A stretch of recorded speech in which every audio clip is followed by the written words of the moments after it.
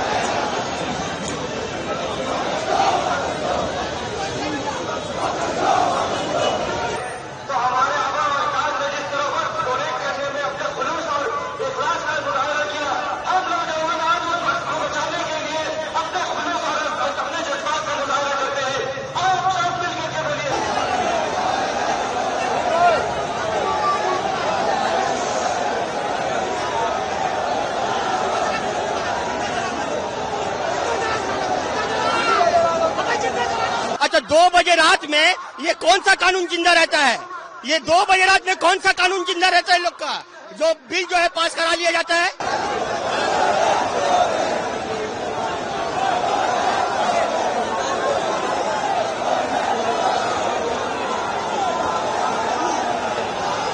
मुसलमानों के फायदा के लिए हमने ये कानून लाया है।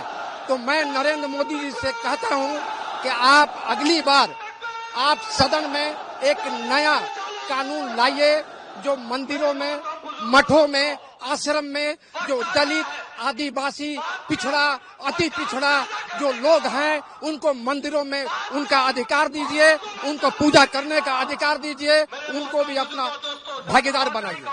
कि ये बिल जो है बिल्कुल मुसलमानों के खिलाफ है और ये बिल सही नहीं है। मुसलमानों से अगर मोहब्बत होती मोदी जी को तो मुसलमानों के एजुकेशन पे बात करते, हेल्थ पे बात करते, इस तरीके से जो चीज उस पे बात करते। आप बार बार मुसलमानों के खिलाफ ऐसा क्यों कोई चीज लाते हैं जिससे मुसलमान समुदाय भड़क जा रहा है?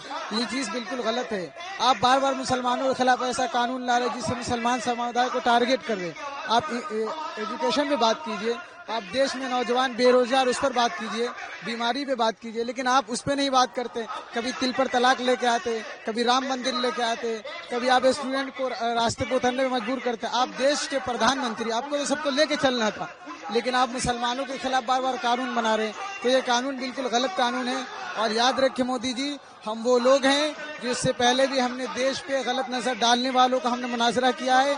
हमने उसके सामने डट के खड़े हुए और इस बार भी पूरी ताकत से हमारी पूरी जमीयत, हमारे पूरे भाई और हमारे पूरे उलमा, हमारे हिंदू भाई भी, हमारे सिख भाई भी, जो भी है इस देश का वासी है, सब इस बार इंशाअल्लाह पूरी ताकत के साथ इस जालिम हुकूमत को जवाब देने के लिए तैयार है। इससे पहले भी हमारे अकाबिर ने इस मुल्क को बचाया है और इंशाअल्लाह ताला इस बार भी इस मुल्क को हम बचाएंगे और पूरी ताकत से, अपनी जान से, अपनी माल से, अपनी इज्जत से इस पूरे मुल्क की हिफाजत करने के लिए हम तैयार है इंशाअल्लाह ताला। सबसे पहली बात आपके मीडिया के माध्यम से तो मैं ये कहना चाहूँगा कि आज हिंदुस्तान में एक ऐसी सरकार है जो सरकार जिन लोगों को जो बिल नहीं चाहिए वो सरकार लेके आती है। लोग बोल रहे हैं, चिल्ला रहे हैं कि हमें ये ऐसा बिल, ऐसा कानून नहीं चाहिए, लेकिन वो लेकर के आ रहे हैं। जैसे मिसाल के तौर पे किसानों के लिए बिल लाया गया, किसानों को नहीं चाहिए वो बिल, किसानों ने प्रोटेस्ट किया, वो बिल को उनको वापस लेना पड़ा। मुसलमानों के लिए 3 तलाक का बिल लेकर के आए, मुसलमानों को नहीं चाहिए, हम अपने शरीयत के कानून पे चलना चाहते हैं। लेकिन कुछ मुसलमान जिनको इन लोगों ने खरीद लिया है उसको मीडिया के सामने ला करके वो वो बताना चाहते हैं कि ये जो 2-4 मुसलमान जिनको उन लोगों ने खरीद लिया है, यही एक्चुअली सब मुसलमान के नुमाइंदे हैं जो है। ऐसा नहीं है। आज जो वक्फ बिल इन लोगों ने लाया है, जो लोकसभा में पास किया गया जो है, मैंने कल अमित शाह का भाषण देखा। अमित शाह बोल रहे हैं कि वक्फ जो है कोई गैर मुस्लिम उसमें वक्फ नहीं करेगा। मैं कहना चाहता हूं कि जो गैर मुस्लिम लोग हैं वो क्यों वक्फ करेंगे? वक्फ जो है मुसलमान करते हैं, लेकिन वो बोलते हैं कि ये मुसलमानों का जो वक्फ बोर्ड है उसमें गैर मुस्लिम, क्रिश्चियन कोई भी वहां पे आ सकते हैं। तो मैं कहना चाहता हूं कि किसी भी बोर्ड में जो एक धर्म विशेष का बोर्ड है, उस धर्म विशेष के बोर्ड में दूसरे धर्म के लोग कैसे अपॉइंट किए जा सकते हैं? जैसे कि मठों में क्या मुस्लिम को अपॉइंट किया जा सकता है? उनकी कमेटी में, उनके बोर्ड में क्या मुसलमान को अपॉइंट किया जा सकता? क्या सिखों के गुरुद्वारा की जो कमेटी होती है उसमें क्या मुसलमान या हिंदू को अपॉइंट किया जा सकता? नहीं किया जा सकता। ठीक उसी तरह से हिंदुस्तान में जो वक्फ बोर्ड जो हमारा है, वक्फ बोर्ड में किसी भी तरीके का जो नॉन मुस्लिम है उसको एक्सेप्ट नहीं किया जा सकता। वक्फ बोर्ड क्या है ये जानना चाहिए लोगों को। हम लोगों ने जिन लोग हमारे अब्बा व अजदाद ने अपने कौम और कौम के मिल्लत के भला और फलाह के लिए अपनी जमीनों को, अपनी जायदाद को वक्फ किया ताकि उससे कौम और मिल्लत का भला हो सके। लेकिन आज नरेंद्र मोदी ये सियासी खेल खेल रहे हैं और हिंदू मुस्लिम के बीच में डिवाइड एंड रूल की पॉलिसी को अपना करके वो सत्ता में बने रह जाना चाहते हैं। तो हम लोग अपनी जानों की कुर्बानी देने से भी बाज नहीं आएंगे। जिस तरीके से हमारे उलमाओं ने जब आजादी के लिए ऐलान किया था तो हमारे उलमाओं ने फांसी के फंदों को चूमने से कभी भी परहेज नहीं किया। हमारा इतिहास कुर्बानी से भरा पड़ा हुआ। मुसलमान सबसे पहले कुर्बानी देने के लिए आगे रहेगा।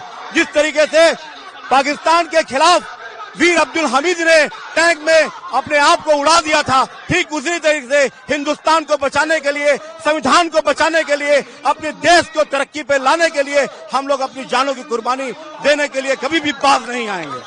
आज जो ये प्रोटेस्ट का जो मामला हुआ है, ये क्यों हुआ है? ये मुसलमानों को जख्म दे दे के आज उसी जख्म में नमक छिड़क दिया। ये बाबरी मस्जिद हम लोग से छीन लिया गया है, ये ट्रिपल तलाक का बिल पास कर लिया। अच्छा, 2 बजे रात में ये कौन सा कानून जिंदा रहता है? ये 2 बजे रात में कौन सा कानून जिंदा रहता है लोग का?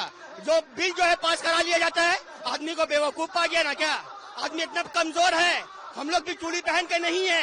गवर्नमेंट को बता दीजिएगा कि लब्बैक अगर कहेंगे तो मुसलमान एक मुसलमान अपना जान देने के लिए कुर्बान हो जाएगा।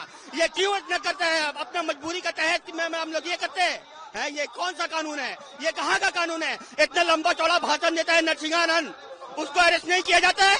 उसको क्यों नहीं अरेस्ट किया जाता है? ये रसूल अल्लाह के ऊपर में हम लोग को जो है बार बार बयान देता है। नरसिंहानंद बहुत बड़ा चोर है, बहुत बड़ा डकैत है। For exclusive and insightful videos, subscribe to our new channel ABP Live Premium.